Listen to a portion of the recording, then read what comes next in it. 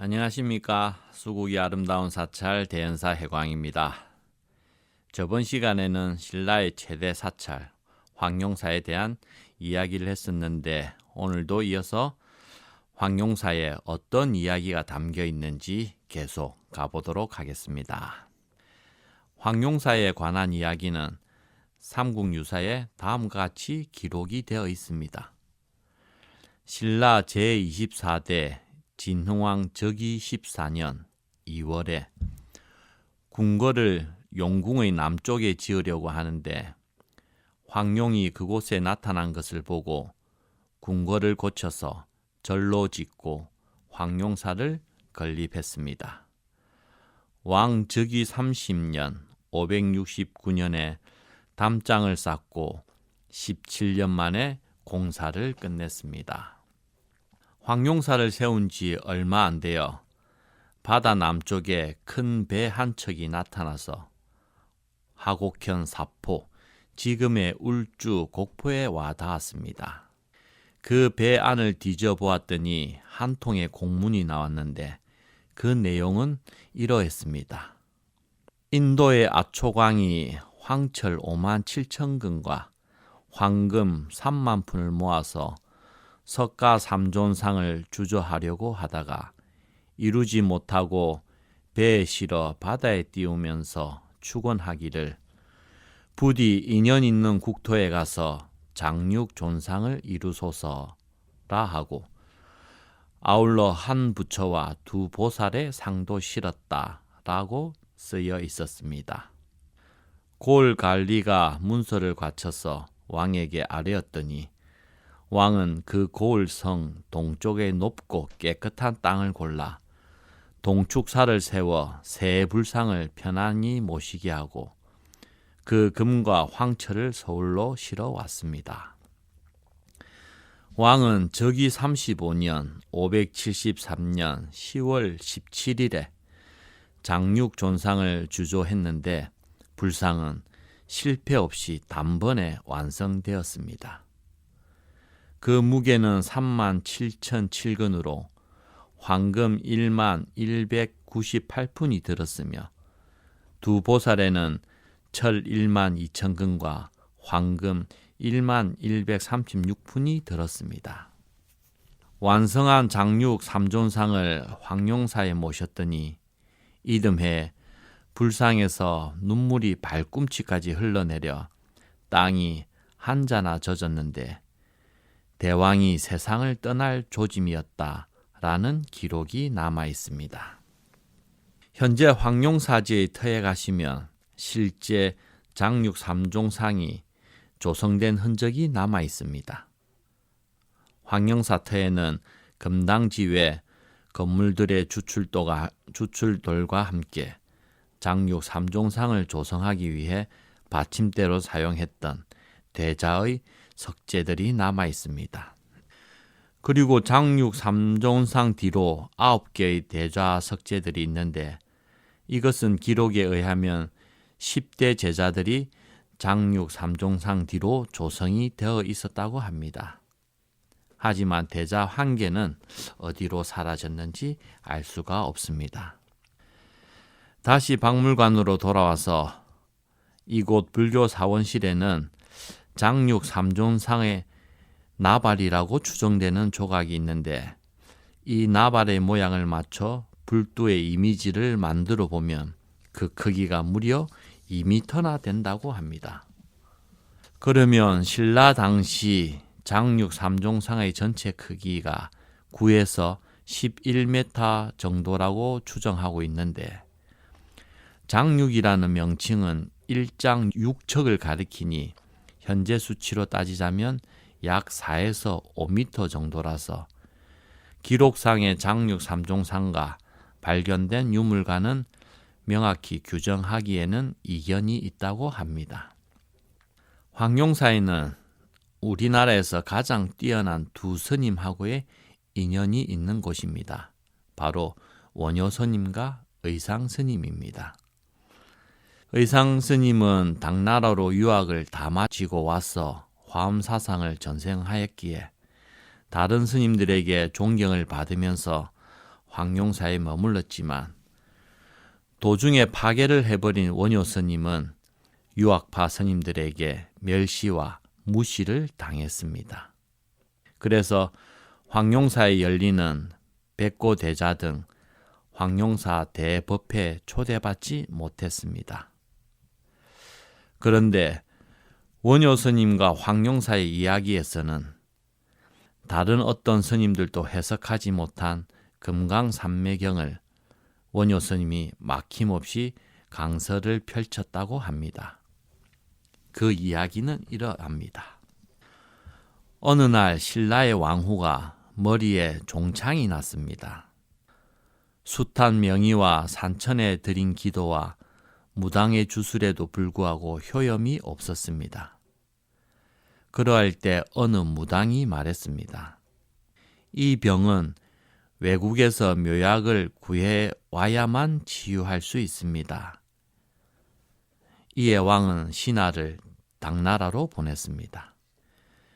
당나라로 가는 서해 한가운데에 이르렀을 때 한 노인이 파도를 뚫고 호련히 나타났습니다. 그리고 배 위에 올라와서는 신하를 데리고 바닷속으로 들어갔습니다. 바닷속에는 장엄한 궁전이 있었는데 잠시 있으니 용왕이 나타나서 말했습니다. 그대의 나라 왕후는 청제의 셋째 딸이다. 우리 용궁에 금강산매경이 있는데 이각이 원통하여 보살행을 보여주는 내용이다. 이에 그대의 나라 왕후의 병을 인연으로 이 경전을 부촉하여 지상에 널리 유포하고자 한다.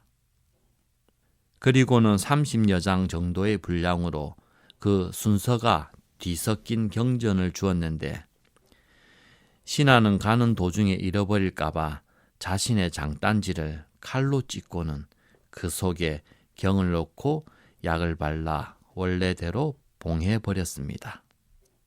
그리고 말했습니다. 빨리 해궁으로 돌아가 대한대사에게 부탁하여 이 경전의 순서를 맞추고 원효대사에게 주석서를 짓게 하고 그것을 강설하게 하면 반드시 왕후의 병이 말끔히 나을 것이다.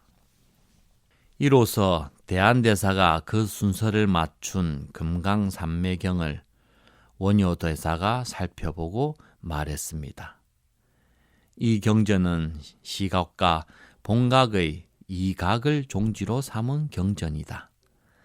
나한테 소의 두 뿔 사이에 책상을 안치하고 지필묵도 준비해 주시오. 원효는 소의 등에 올라타서 주석서를 짓기 시작하여 마침내 5권으로 완성하였습니다. 이로써 후에 원효를 각성이라고 청했는데 이 말이 여기서 유래하였습니다. 왕이 나를 잡아 황룡사에서 금강산매경을 강설하도록 하였습니다. 그러나 원효를 시기하는 자가 그 책을 훔쳐가 버렸습니다. 원효는 왕에게 이 사실을 아뢰고 다시 사흘 만에 주석서를 지었습니다. 이에 황룡사에서 왕과 왕후, 문무백관, 고승대덕, 일반 백성들이 운집한 가운데 원효는 사자후를 토하였습니다. 원효의 강설이 끝나자 모든 대중들은 크게 감동하며 한동안 자리를 뜨지 못하였습니다. 이때 원효는 자리를 떠나며 한마디 말을 했습니다. 지난날 석갈에 100개가 필요할 때는 내가 제외되었다. 그러나 정작 대들보 하나가 필요할 때는 오직 나만이 가능하구나. 이 말은 지난날 백고대자에 초대받지 못한 일들을 빗대어서 말한 것이었습니다. 고승대덕들은 부끄러워 고개를 숙인 채 지난날 암안심에 빠져 좁은 소견으로 원효의 깊은 경지를 깨닫지 못한 자신들의 어리석은 행위를 참회하였습니다. 라는 이야기가 전해져 내려오고 있습니다. 박물관 불교 사원실에는 많은 기와들이 각각의 모양을 내며 전시되어 있습니다.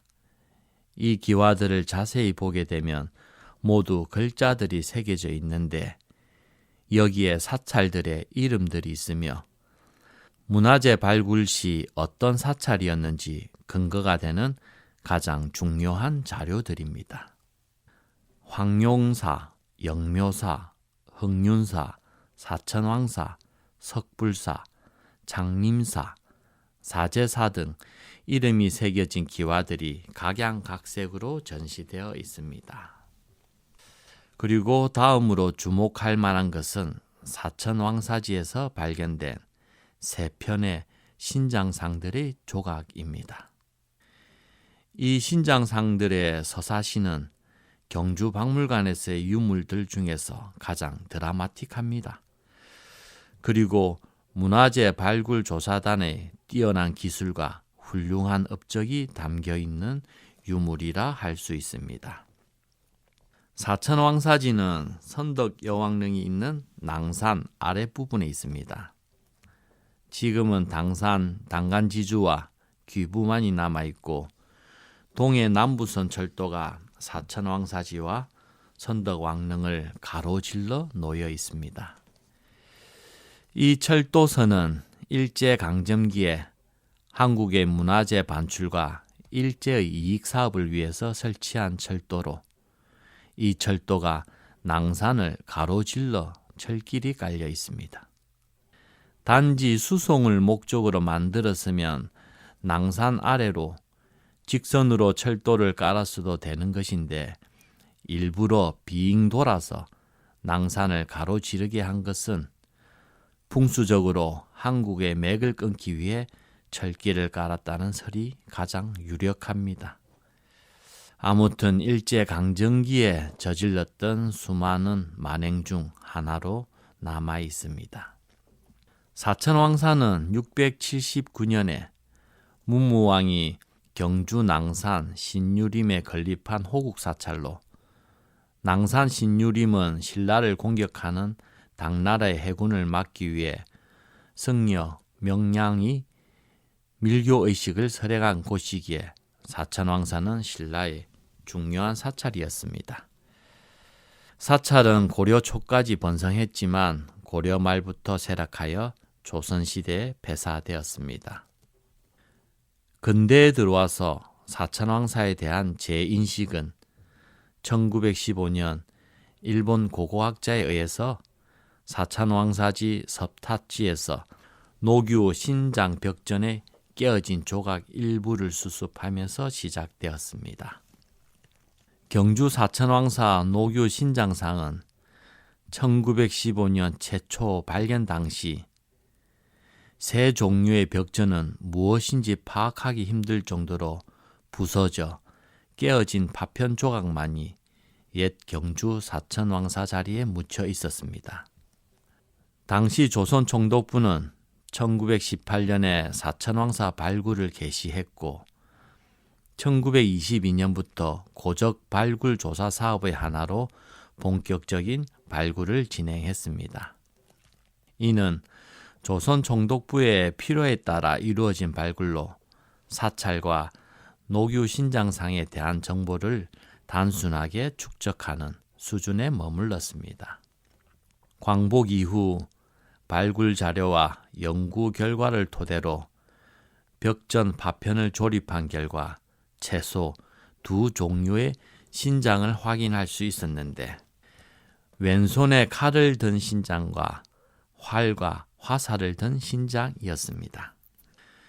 그 뒤 100여 년이 지난 후에 국립경주문화재연구소가 2006년부터 2012년까지 체계적이고 정밀한 발굴을 거쳐 200여 점의 파편을 발굴해서 3D 작업을 통해 이를 참고로 3 종류의 신장을 복원했습니다. 또한 결과적으로 이들이 사천왕사지, 동서, 목탑 기단 벽면을 장식했음도 밝혀냈습니다. 그리고 발굴 성과 중 하나로 100년 전에 수습되어 국립경주박물관이 보관하던 왼손에 칼을 든 노규 신장상의 하단부와 경주문화재연구소가 서탑지 북편에서 발굴 수습한 상단부 6점이 같은 상이었음을 확인하였습니다. 2017년 경주문화재연구소에서 7점의 파편을 조립하고 빠진 부분은 같은 유형의 왼손에 칼을 든 노규 신장상 파편을 참고하여 이 벽전을 복원했습니다. 이는 경주문화재연구소의 정밀한 발굴과 그간의 복원 과정의 결실이며 주목할 만한 쾌거였습니다. 이런 과정들을 바탕으로 지금 경주박물관 불교사원실에 전시되어 있는 것입니다. 직접 보시게 되면 수백 개의 파편들이 퍼즐 조각 맞추듯이 조립되어 있는 것을 보실 수가 있습니다. 아마도 우리나라 유적 발굴들 중에서 가장 의미 있는 작업이었을 거라 생각이 듭니다. 정말 경이로움이 느껴지는 작품입니다. 감사합니다. 성불하십시오.